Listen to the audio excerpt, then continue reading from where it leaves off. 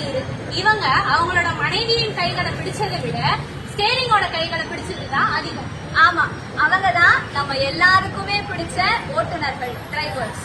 இன்னைக்கு நம்ம கொண்டாடுறது ஓட்டுநர்கள் தினம், டிரைவர்ஸ் டே.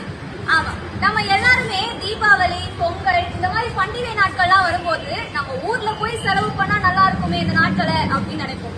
ஆனா நம்ம எல்லாரையுமே அந்த ஊருக்கே கொண்டு போய் சேர்க்கிறவங்க தான் நம்ம ஓட்டுநர்கள்.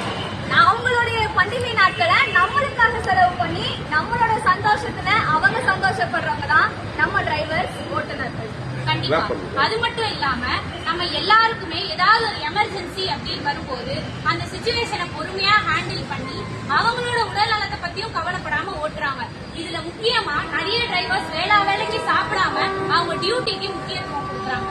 ஆமா, இப்போ நிறைய கல்லூரி மாணவர்கள், காலேஜ் ஸ்டூடெண்ட்ஸ் எல்லாருமே பஸ்ல டிராவல் பண்றாங்க. அவங்க பண்றது எல்லாமே ஆபத்தான பயணம் தான். அப்படி இருக்கும்போது நம்ம டிரைவர்ஸ் அவங்க எல்லாரையுமே பாதுகாப்பா அவங்களுடைய வீட்டுக்கு கொண்டு போய் சேர்க்கிறாங்க. அந்த கண்ணனம் பாராத உள்ளம் கொண்டவர்கள் தான் நம்ம டிரைவர்ஸ். இதுல முக்கியமா இந்த தமிழ் ஆசிரியர் அவங்க சொன்ன ஒரு இன்சிடென்ட் நாங்க சொல்ல விரும்புறோம். அவங்க teacher training Queen Mary's college, அதாவது ராணிமேரி கல்லூரியில் படிச்ச காலத்துல பெண்களுக்கு அவ்வளவு பாதுகாப்பு கிடையாது. முக்கியமா பஸ் சேவை அப்படின்னு வரும்போது பெண்களுக்கு